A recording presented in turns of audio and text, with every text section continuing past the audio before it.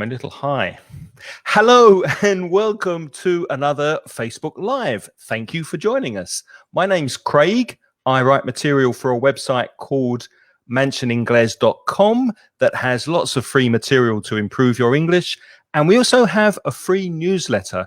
If you'd like to sign up for the newsletter, every 2 weeks, we will send you exercises, listenings, and lots of things to do by email for free into your email inbox. And also we have a podcast that you can find at inglespodcast.com, and that's a free podcast that is published every week, every Sunday, and you can listen to it wherever you listen to your audio. And I'd like to welcome this week Mónica. Hi, how you doing? Hi, fine. And you, how are you doing? I'm doing very well, thank you. Mónica's from blogdelingles.com. Why don't you tell people what you have on your blog, Mónica? Okay, so my name is Mónica Stoker. Well, I have another last name, but I like to use the English one. I am the author of Blog para Aprender Inglés. That's the old blog that has tons of material for free. And the new blog is blogdelingles.com.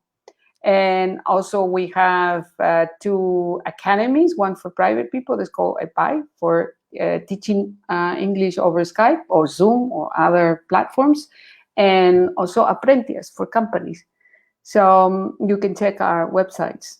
And I also write a newsletter, and if you subscribe, you'll get it every week or every 15 days.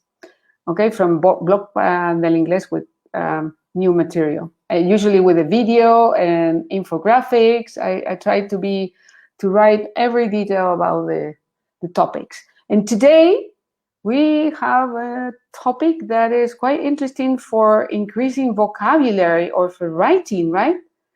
Yes, and it's something that, to be honest, I sometimes get confused between the differences, simile, metaphor, analogy, and euphemisms. Sometimes I confuse exactly what is what.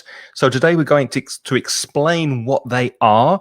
We'll give you some examples and try and explain the difference and how you can use these things in English. But before we get into that, let's say hi to people who are joining us live on Facebook. Hi, Norma. And Fabiana's here, Francisco from New Zealand. Wow, the other side of the planet. Yeah. Hi, Christine. Brainer, Camilo, hello. And Gemma, good to see you again, Gemma. How are you? Anna's here from Argentina. Mariela says, no entiendo nada con traducción. Well, Mariela, I'll try to speak slowly. We'll try to speak slowly. Keep listening, because if you can understand something, it's going to improve your comprehension. So hello to everybody who's joining us at the moment on Facebook, and thank you for watching the replay if you're watching after the fact. So, Mónica, where should we begin? Should we begin with similes? Yes, that's number 1, no? The similes. So, you have there the definition, so it's very easy, no? But I was going to say that this is the same in Spanish, because the word is Latin, so it's like similar comes, it's the same word, no? Something similar. So it's easy to remember. Something that's similar to something. Mm-hmm. Yes. So the definition is comparing 2 different things in an interesting way. That's the definition that Craig, and I could also say that is comparison of one thing with another thing of a different kind, used to make a description more emphatic. That's the definition from the dictionary. And the example is brave as a lion, brave, tan valiente como un león. That's the expression in Spanish. We can also say that in Spanish. So brave as a lion. Are you as brave as a lion? No, you think you are? I'm not as brave as a lion. I'm as quiet as a mouse. Which is mice are quiet. I never thought that they were quiet. Well, they're quieter than a lion. I think. Of course, but they start chewing. You can hear them. That's true. Yeah, That's true. We've got some more examples here. If you say something is like something else, so using as Monica said, or you can use the word like. She's like a rose, which means she is similar to a rose. So if you remember being similar to something, simile, then you can easily make the connection with as or like. My shoes smell like old cheese. That's true. And he eats like a pig.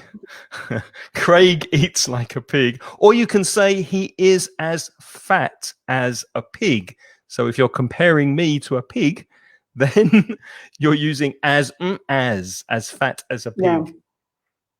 It's like Craig is, look what Christina says, is as good as gold. Is as valuable as gold. That's a nice example. As good as gold. Thank you, Christine. Yeah. Yes, that is as something is a simile. So as black as coal is carbon, is very, very black. As white as snow is very, very white, for example. So it's so do we have a quiz for this part? Maybe or not? Yes, let's have a quiz. Let's see if you can finish. Choose the best word to finish some common similes. Now, native speakers know these similes because they're very common. So if you said to someone as fat as, they will probably say a pig or maybe an elephant. So they would know. Or as black as, they would say coal, because they're very, very strong collocations, these similes. So let's see if you can guess what these similes are. Here's the first one. So as smooth as glass, stone, water, and silk. I even can think of another word here. Which one? I forgot. There's another word, I'm sure. But it's not. Well, I'm not going to say the answer. Sorry. Don't say the answer. What is silk in Spanish for Spanish speakers out there? Seda. Seda. Okay. So we've got some answers coming in. Fabiana says silk. I know. Norma says velvet. silk. Velvet. I was going to say velvet. Velvet. Velvet.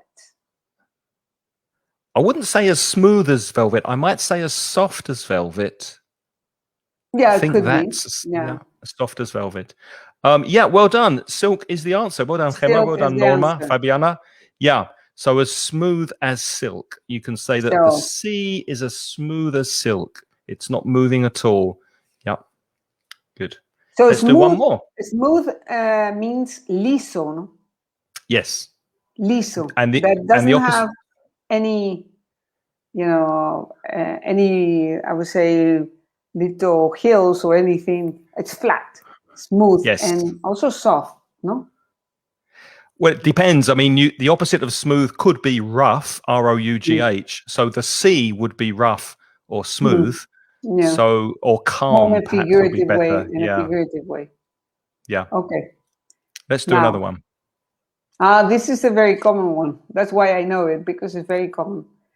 As old as the sea, tan viejo como el mar, the trees, the hills, or the mountains. Who knows this? As old as I am, and I am now as old as I am. No, you're not. You're as young as. What's the simile for young? I don't know. As young as. No, I don't have a. No. As young as a puppy. Normally, it's very close, but not exactly, because it's not a collocation with mountains. It's very close, though. It is, yeah. It's very close, but it's not. Gemma, that's right. The hills, very good. Yeah, we say as old as the hills. Yes, tan viejo como las colinas, and I don't understand why. Because the sea is old, the trees are old, everything is old. Why? Why, Craig? I don't know. I have no explanation. I'm sorry, I don't know. But why do we have these collocations? Why do we say make money and do business? It's just the language. It's just it's a spontaneous. Yeah, it's a spontaneous generation. No, this is a spontaneous generation. It's just because people repeat it in a certain way, and at the end it stays that way. No, This is even happening today with the language. With the language we speak today, the same thing is happening without us realizing that it's happening. Exactly. So it keeps saying that as all as a hill. Somebody started with a sentence and everybody repeated, and at the end it's all as a hill because it doesn't have. I don't understand it. Me neither. But this So is the way we speak. if Monica tells a really bad joke, I could say, Monica, that joke is as old as the hills. I've heard this 1,000 times. And so it's not funny anymore. It's not funny. As hard as nails, uñas, rock, una roca, stone, piedra, and iron. Who knows this? This is easy. It's interesting that you said uñas because I was thinking of clavos. This is true because it's also the meaning, but I suppose the nails is the clavo is harder than a nail, but we also say that my nails are not hard anymore. You can say that people have hard nails. And iron is what's iron in Spanish? Hierro. Iron is hierro. Yeah. Hierro. Yeah. Hierro. So some people say rock and some people say stone. But the right answer is no. As hard as nails. That's the collocation. As hard as nails. That's a surprise. You see, clavos, tan duro como un clavo, but it could be a rock and a stone or a car. And iron is quite hard, but it's as nails. As hard as nails. Nobody got it right.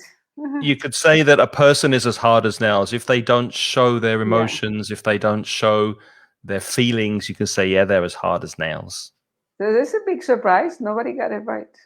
So this because the most logical thing people think, I think, is rock and stone. But it's nails. But nails is clavo, not uñas. Okay, she is as cold as. That's very easy. This one is a snow, ice, nieve, ice, yellow, the Arctic, and sleet. Sleet is a word that is not very common. C1, and it means I don't know in Spanish. I used to know, but I forgot. Sleet. Which word? Sleet. Isn't it frozen rain? Aguanieve o granizo. Yeah, granizo, sleet. Yeah, they're all very cold, but it's only one. As cold as, we have everybody saying ice. Christine is saying ice. Emma. If you're as old as me, if you're as old as the hills, you might remember a song from the 80s by Foreigner that has this simile in the title. She's as cold as by the group Foreigner. And the answer is as cold as ice. So well done, Norma, Gemma, and Christine. Yeah, she's as cold as ice. She's willing to sacrifice our love. Maria Claudia, also correct. Very good. Thank you, Christine, for aguanieve. And Regina, no, it's not snow. It's very close. But in fact, if you think about it, snow is not as cold as ice. Ice is much colder. I know because we had Filomena here in Madrid. And I saw a lot of snow and I was touching a lot of snow. Yeah, and it's not as cold as the ice. The ice is really cold. Yes, it is. And I didn't like it too much. The snow is very nice when you see it when you go skiing and you see it in the mountains. But when you have it at home for 10 wet days, yeah, and you have to move it from your house and you have to move it from your car. Yeah, it's horrible. Yeah, especially if you live in a country or in a place that normally it doesn't snow. And this is what happened in Madrid, that it doesn't really snow here. Never, almost never. But she's as cold as ice. You're as cold as ice. The next one. The next one, for example, last night I slept really, really well. So if you sleep really well, you say I slept like a what? In Spanish, it's the same. Is it? Dormí. Yeah. Dormí. Oh, yes, it is. Yeah, it's the same in Spanish. It's the same. There's a clue. Okay, I slept like a. leaf, hoja, Hoja. log, tronco, branch. Yep, Christine's got it. Log. Very good. Slept Log, like a branch, log. and also branch is rama and tree. It makes and why is it a log? This is funny because in Spanish it's the same, and I think because logs don't move. Maybe. Yeah, you don't move them. But why not tree? Trees don't move. Why not Well, but tree? with the wind they move with the leaves. The branch. Yeah, true. Yeah. Yeah. Okay. Fair And enough. the log is more difficult. You would need to, I don't know, throw water to them to make them move because they won't move, the logs. Okay. Next one. If you cannot see, you're blind. But this is not used for blind people. It's more, for example, if I take off my glasses, I can't really see the screen. So when I remove my glasses, if I don't wear glasses, I'm as blind as a what? So Beaver, bat, worm, or mole? A beaver is I forgot. What is a beaver in English? A beaver is English. In Spanish, A a ver, en beaver Spanish. is castor. Un castor, eso. A bat, un murciélago. A worm, un gusano. And a mole is topo. Topo, yeah. Topo. There's also, moles are more collocation with a spy. Yes. It's a spy. Because they go underground. They go underground. That's why. So, okay, I think Fabiana, who has it? Fabiana, that's correct. And Gemma has it. Yeah, it's as blind as a bat. It's as true that blind as a bat. Yeah, because they have this. They have this way of flying as a radar. Actually, Yes. they know where they are because of the system they have. This radar. I don't know if it's radar or sonar, but they have something. Yeah, they have a system that is, well, probably similar to radars because they don't really have radars. No. Little dishes on the head. No, it's similar. And then they know exactly the location of the place because of that system they have in the body. And they don't need the eyes. No, they move around and they don't need the eyes. That's why I am blind as a bat. Yeah. Okay. Next one. As cool as. So this isn't necessarily cool as in the opposite of warm. Like if you take an exam, for example, or have a job interview, most people get really nervous and really anxious and stressed. But if you're okay and you're chilled, everything's fine, no problem, then you're cool. You're not anxious, you're not worried. So we say in English, you are as cool as a vegetable. Already. But which vegetable? Cabbage, cauliflower, Christina, cucumber, carrot. Gemma, and Norma got it right. Already? Yes, already. Cucumber. They put cucumber as cool because this is an idiom. This is an idiom, as cool as a cucumber. I see it everywhere. No, this is an idiom too. As cool as a cucumber. I think Craig is as cool as a cucumber with the microphone and then and the background noise and the software and the platforms is cool as a cucumber. Anything can happen, but I can deal with it. No. In English, we say I'm like a duck, un pato. It looks as cool as a cucumber on the surface of the water when it's just moving along, but underneath the legs are going like this. Yeah, like a duck. Cabbage is repollo. Cauliflower is cauliflower, and cucumber and carrot. Cabbage is col, isn't it? Sí, cabbage in repollo. Repollo. Okay. Repollo. Well, there are different kinds of these cabbages, these coles, and there are different kinds of red cabbage, or there are many different kinds. So cucumber, as light as, this is the same, I think, in Spanish. Feather, leaf, flower, or bird. Tan ligero como un, I think it's the same. I'm thinking. Yeah, I think it is the same. Yeah. So if they're the same, they're easy, aren't they? Yes. For you Spanish speakers. Yes, somebody got it right already. Yeah. Christine's got it. And Christine. Norm's got it. No. Yeah. As light as a feather. Como tan ligero como una pluma. Mm-hmm. Yeah. But this can be used in a figurative way too. No? That doesn't physically mean that you're, for example, very light as a feather. It means that you feel as a feather, no? Mm-hmm. Or both ways. I think you can say it both ways. And he's as light as a feather. Is that it? That's it. Yeah, we will revise those similes at the end when we finish. But let's move on to our next group of metaphors. What's a metaphor? It's when something represents or symbolizes something else. So you're taking one thing to symbolize something different, and you're making a direct comparison. You're comparing two things that are different. Let's give you some examples.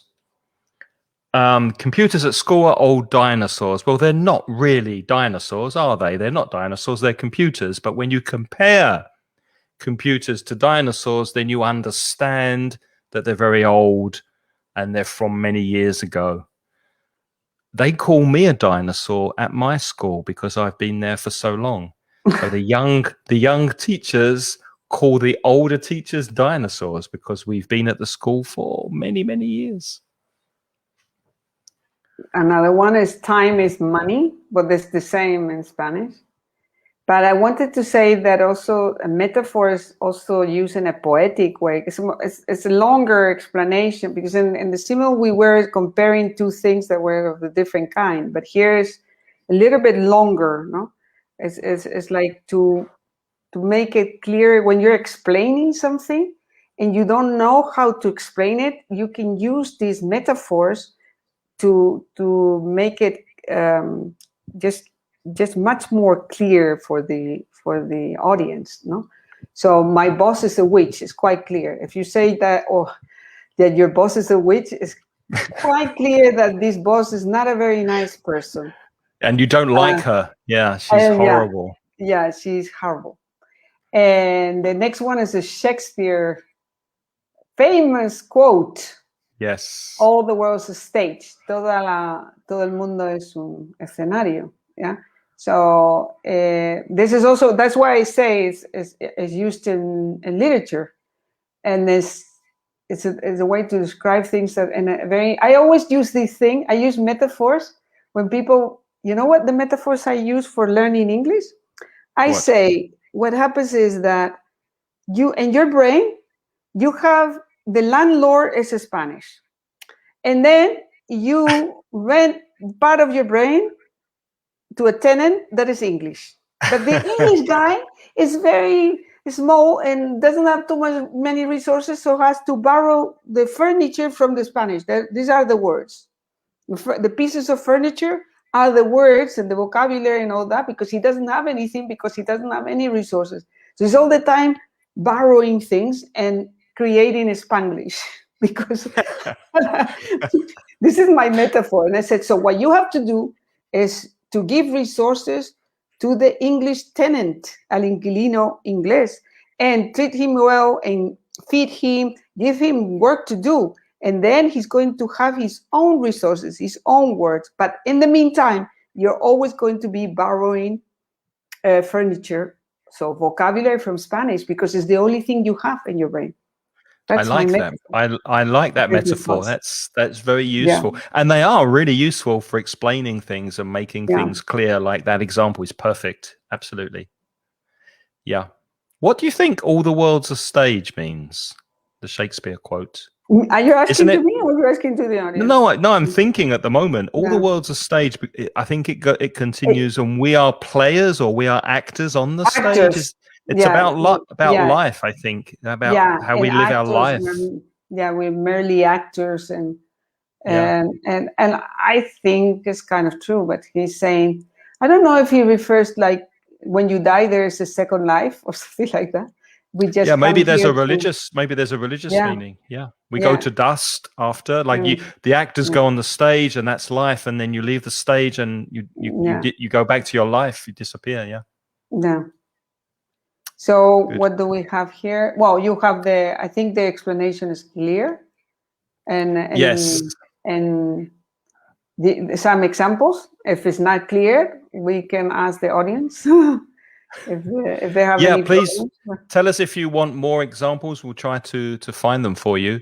I have many, for example. But if not, should we go to Yeah. analogies now? Because the thing with analogies is that they're kind of metaphors and similes combined, and maybe with more detail. So they're kind of more involved.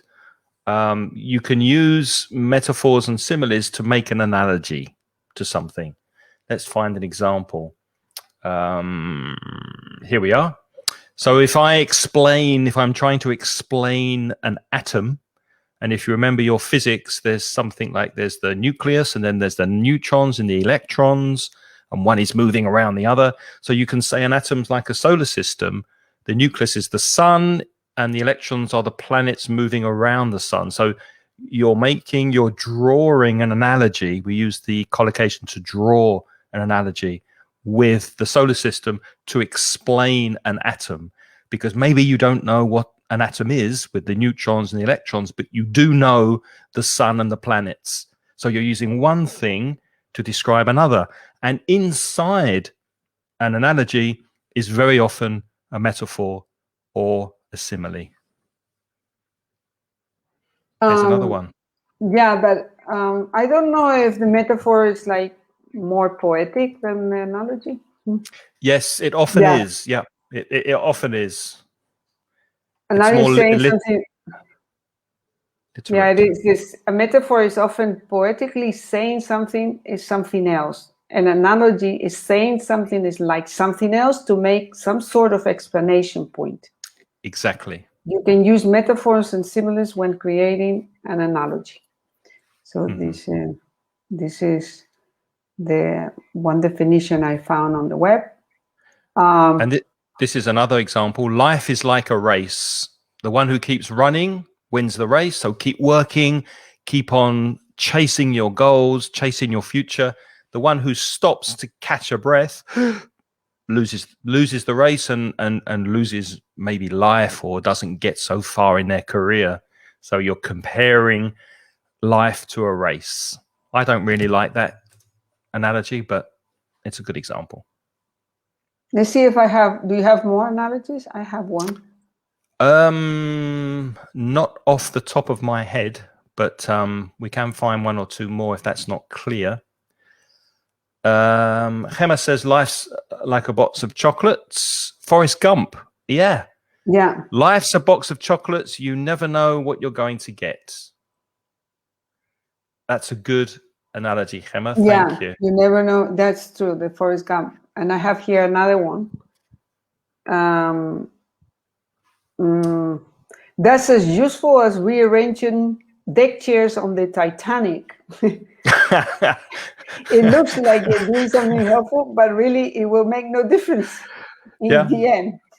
Exactly. So, like rearranging deck chairs, o sea, organizando tumbonas en el Titanic. Well, because like, it's going to sink anyway, so you're wasting your time. You're doing something useless. Yeah. Exactly. Yeah. And I put another example in the chat. Yeah, finding a good man is like finding a needle in a haystack. In a haystack. Es como encontrar una aguja en un pajar, ¿no? This is another. Let me see if I have more. Here's another one I found.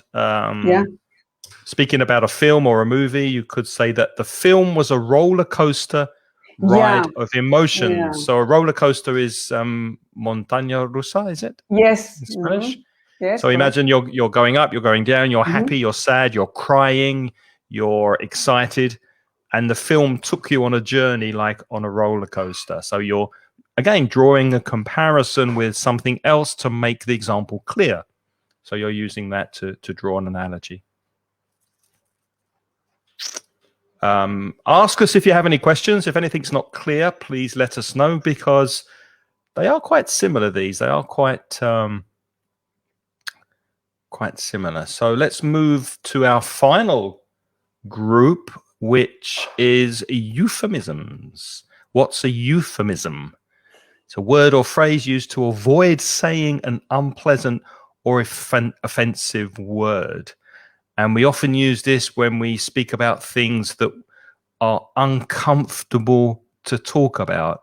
Now, that could be religion, that could be sex, that could be death, for example. That could be money. Anything that's not comfortable to talk about, we could use a euphemism in a similar way to an analogy or a metaphor. I like one. I have one that I like a lot. Which one? This is, she is between two jobs. So I think it was. Yes. Yes. She's between jobs. You could say she's between jobs. So that means that you're unemployed, but you don't want to say she's unemployed. It's, in a way, it's like positive thinking, no? It's something like positive. It's going to get a job very pretty soon. So why? But don't give any more, because that was one of the ones we were going to test. Oh, sorry. Okay. So, no, it's okay. Don't take any more though from the internet, just in case it's one of our banner questions. Okay. I've put that in the chat so that you can see it. Between jobs and employed. That's really useful. Also, if you're in a job interview and they say, you know, what's your current position? What are you doing at the moment? It doesn't sound very good to say, oh, I'm unemployed. I'm claiming unemployment benefit. It's quite negative. But if you say I'm between jobs at the moment, that sounds quite positive. You finished one job before, you're going to start another job soon, so you're between jobs. And that's much nicer in a job interview than, oh, I'm unemployed. So try to remember that for your next interview. I'm trying to think whether this, at least in American English, is quite common to do this, because there's a lot of marketing. And I think especially now, where everyone's so politically correct and they don't like saying things that maybe might offend someone, they're using a lot of euphemisms. There's a lot, but also I was thinking one that is about, well, I won't say it just in case it's on your list, but I remember hearing lots of them and saying, oh, what a way to say and even new ones, you know, because people don't want to say negative things. So there's one that we can show you, because we have it on a banner here. Very often, old, if you say someone's old, that's not very nice. To call a person old, it's not nice. So in the UK, very often we say a senior citizen to mean someone who's old, maybe a pensioner. Or you could say a person in their third age is another euphemism for a pensioner. And we don't often say someone died. We say they passed away. That phrasal verb, to pass away. In Spanish is the same. You say, you have certain words that you wouldn't use. Like, it's also tercera edad, no? Not the third age. The third age. Not to say old person. So let's test you. So we're going to show you some euphemisms, and we want you to write in the chat what you think the euphemism means. Okay, so what are these euphemisms for, really, in English? Okay. If you say, let someone go. I was about to say that one. Was that the one you were thinking of? Yeah. Because this in American English is quite common to use this one, because in British English too, it's very common. We let him go. Yeah, it's funny. Also, I find that it's very funny. It's like picks him up then. Yeah, it's very funny. What does it mean? Miriam is asking, retire is also used to say old person. Retire is a pensioner. Well, an old person, a retired person doesn't necessarily need to be old, because you can retire in your 40s if you are rich enough. It's so you can take early retirement, which means you retire before the official age of your country. So it's not exactly the same, although retired people usually are old. That's true. Yeah, but it's not the same. And it's funny because Christine has to let someone go. That's no, you can say to let one go means to fart. Like I let one go means I farted. And if you don't know the meaning of fart, is tirar un pedo. So to let one go, I let one go. Yeah, you can use that as a euphemism for to fart, but it's not exactly the same as to let a person go. So what does that mean? A person go, not a fart. I was thinking you have there's a good machination. Let someone go. Nobody knows. Nobody knows what is to let someone go. So to let someone go, why don't you tell them, Monica, while I put it in the chat? To let someone go is to fire someone, to sack someone, to despedir a alguien. So instead of saying we fired Craig, you said we let him go, and you say what? So it's like he wanted to go, and we just let him go. But that's not true.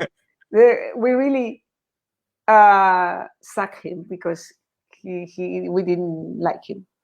Whatever. Or well, no, maybe the company has financial difficulties, and it's happening now in many countries because of the pandemic, and the boss let people go. Says to you, I'm really sorry, you know, we have to reduce the number of employees, and we're going to have to let you go.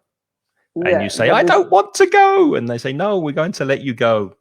There's the door. Yeah, but it's kind of insulting when they say you got to let you go, like you were asking to go, and it's to leave. Yeah.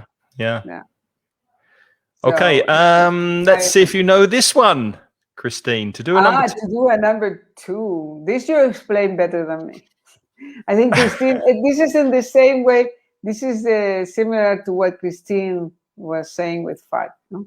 Did you know this, Monica? Did you know this really, one? No, I know it. No, yes, I know it, but I never use that. So I know it because of reading, but no. Okay, so if you know what this euphemism is for, when do we say, I've done a number two? What does that mean? To be the second woman in a man's life? No. That's very imaginative, Miriam, but not quite right. There's a number one. There must be a number two. I don't know. That's right. Yes, that's true. If there's a number two, there must be a number one. I know. Yes, I understand now. Yeah. Okay. So. Shall we tell them?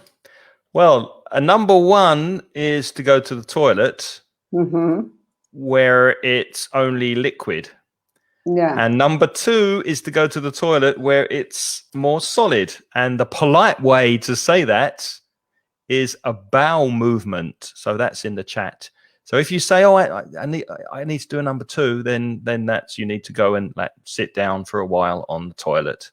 It's a number two. And number one, obviously men stand up.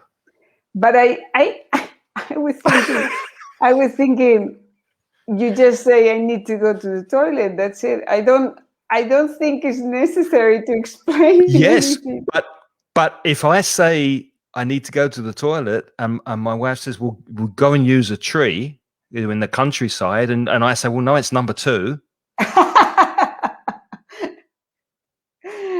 That's kids where. Yeah, that's true. That's true, Laura. Yeah. Kids use number one and number two. Yeah. It's very useful for kids. I was thinking that in Spanish, at least I don't know any expression like that. Well, there are some expressions, but it still is vulgar to say that. It's not very polite to say that. Tengo que hacer un. No, there are expressions in Spanish from Spain, and I'm sure from Spanish from South America there are expressions. But I don't remember. Tengo que hacer un pino. Tengo que hacer un pino. There's one. Very, very useful in the forest. Yeah. Yeah. In Spanish we used to use it. Yeah, but but te voy a dar un pino. I would say that's somebody very close to me, but I wouldn't say it to people. Like, I would never say that because it's, Laura says in Spanish they also yeah, say it. that's Yeah. what I'm saying. But I wouldn't say it just like that to anybody, no? Like to the waiter, sorry, you're in the bar. Sorry, before I go to the table, I have to do a number 2. I wouldn't say that. No. You have to think about the relationship you have with, yeah. Okay, the next one, to break wind. We are in the same Another category. Well, no, because I mean that's what euphemisms are for. They're used exactly. to speak about uncomfortable subjects that maybe you feel embarrassed to talk about. That's when we use euphemisms. So of course, some of the words are embarrassing. Yeah. So what does to break wind mean? Does anybody Any know? ideas? Christine, do you know this one? Yeah, I think Christine has the clue. Yes. Heidi's got it. Yeah, it means to fart. Thing. And fart is not really a nice word, but to break wind is much more polite. Say, excuse me, I've broken wind. That means to fart. To release gas, Gemma says. Yes, to release gas is another nice way to say it. So, okay, let's... Miriam says, to defeat difficulties. That should be a euphemism. That should be a euphemism for breaking wind, Miriam. Yes. Yeah, I've defeated some difficulties, and I apologize for the smell. The next one, let's move out of the toilet for a few minutes. Let's change subjects and show you another euphemism. To be well off. But to be well off is quite common. This to be well off, because I know, for example, Craig is quite well off. You think so? He's does that mean I look? Does that mean I look well? I look healthy? No, that's not. No, it doesn't. Meaning. What does it mean if you say, "Yeah, she's very well off"? Or, Miriam Monica's very well off. I wish I were. Miriam says there's a movie called The Kid Who Defeated the Broke the Wind. There's Gone with the Wind. That's a there's The Wind in the Willows. That's another.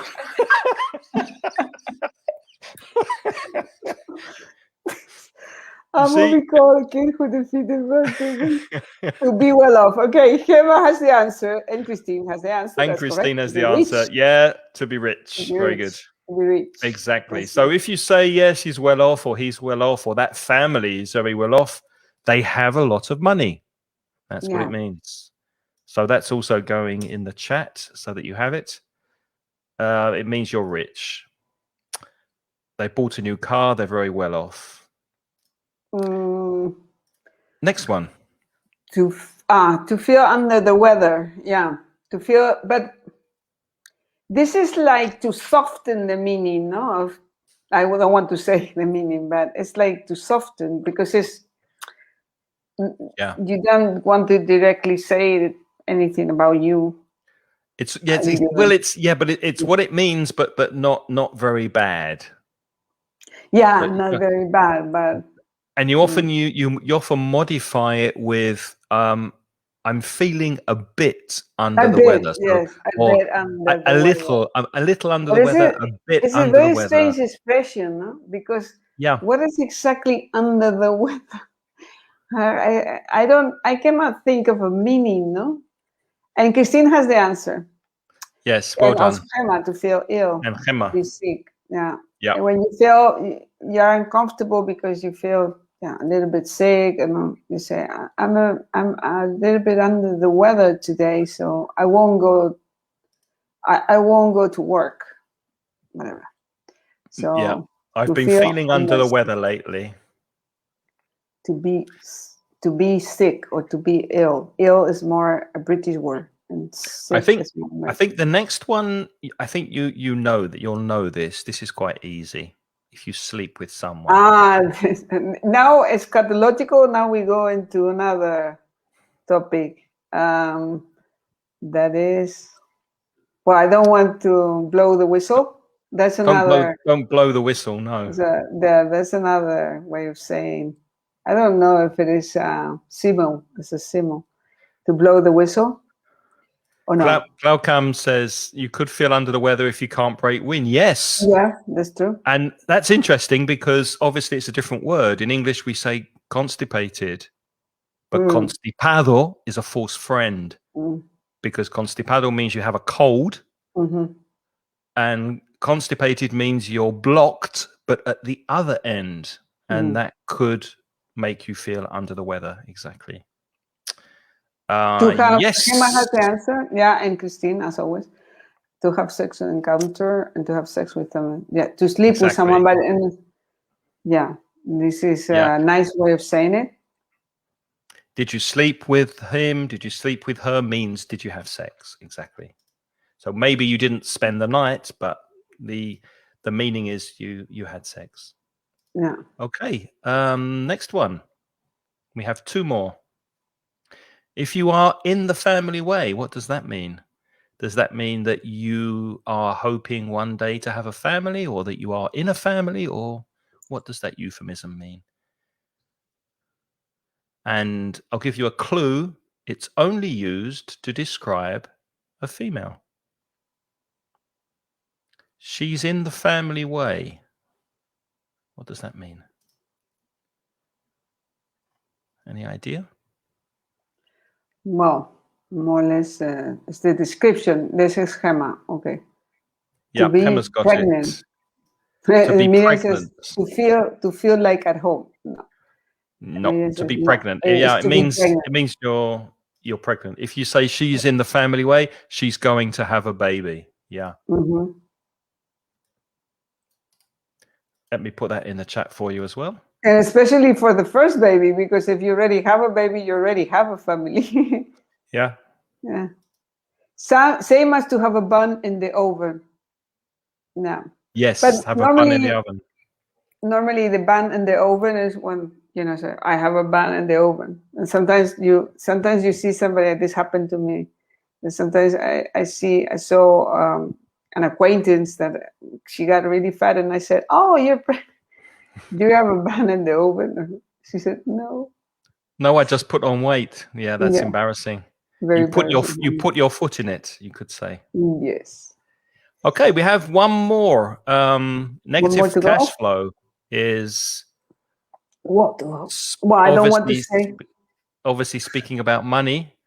But in what way? Money can be a sensitive subject. So if we say, "Oh, I've got negative cash flow at the moment," so you'd say, "I've got," or "I have negative cash flow." What does that mean? I think it's quite obvious, quite self-explanatory. Yeah, it's very easy because I think you can understand it. To be in debt. Yeah. Yes. Well done, Christine. Exactly. Yeah, very well. So to have a negative or to be in the red numbers.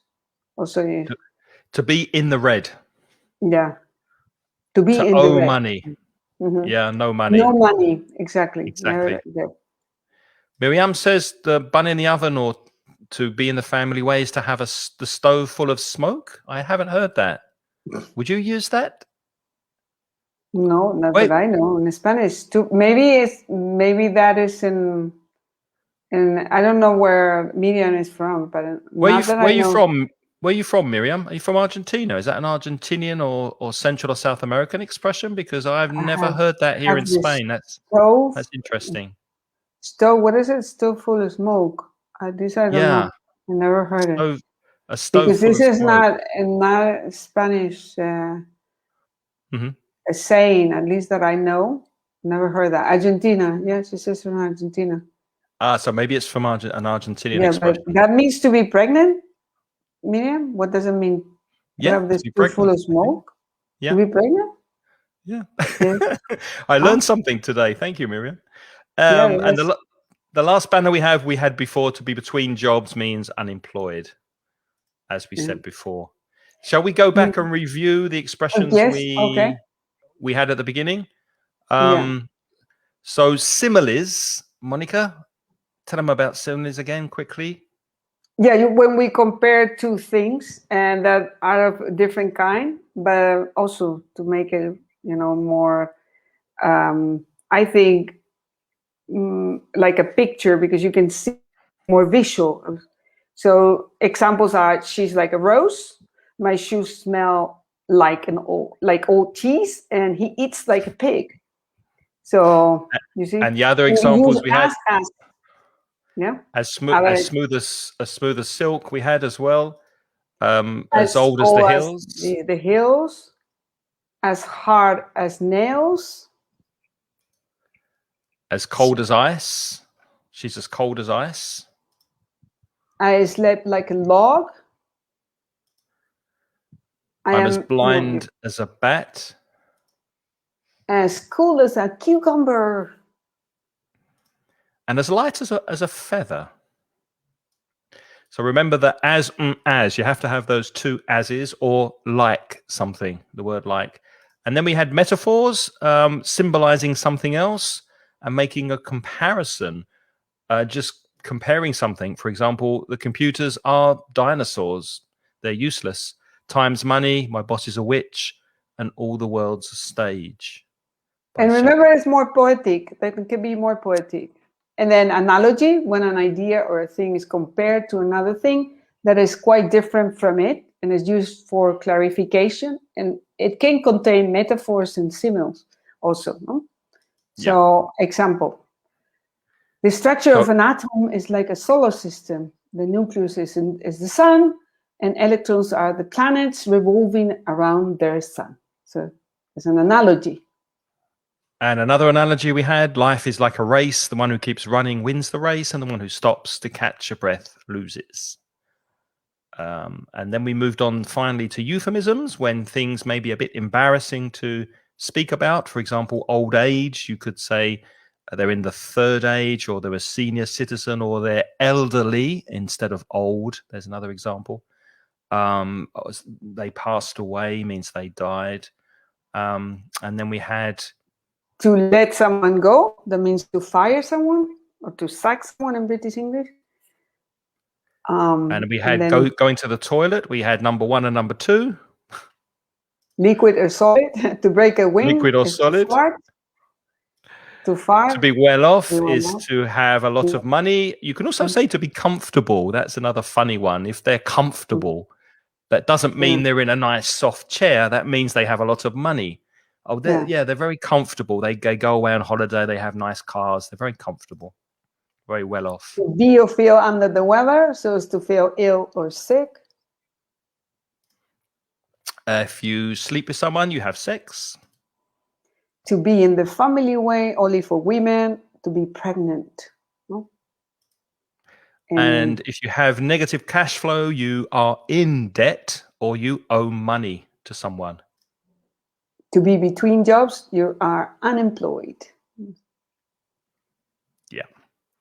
Okay. We hope that was useful. We hope you learned some things about English there. And before we go, we'll just remind you that Mónica has a wonderful blog. Yeah. Blog del Inglés and blog para aprender inglés. And lots of free material, exercises, courses, everything about in Spanish. Explaining, most of it is in Spanish. Okay. And also we offer Skype classes, remember. If you go to the page, you'll find some banners for the Skype classes. And I'm sure if you go to Monica's blog, you'll find a very good detailed explanation of similes, metaphors, analogies, and euphemisms. Later, in 2 weeks or so. Yeah. In 2 weeks or so, yeah. So go and check that out. And I'm from mentioningles.com, where you can find material to improve your English. Don't forget to sign up for register for our free newsletter, and we will send you exercises and listenings and other material via email. And if you haven't heard the podcast, go and listen. It's free. And you can find Aprender Inglés con Reza y Craig, our podcast, anywhere where you listen to audio. So, we're as cool as a cucumber, says Miriam. Thank you. Thank you. Thank you. I feel as old as the hills, Miriam. I feel as old as the hills, but thank you for saying that. Thank you. Thank you for listening. I'll be back next week with Lynn. And in 2 weeks, I think Monica's going to be here. I may not be, but as usual, we'll be putting the information on our Facebook pages. And also you can follow us on Twitter. I'm at Mancy on Twit. And Monica is Monicats. Monicats. For the Facebook page? No, Twitter. Twitter is Monicats. Yes. Monicats. So follow us on Twitter. We'll tell you what's happening in the future on Wednesdays. And until next time, take care. Take care. You for watching. Bye-bye. Thank you. Bye-bye. Bye.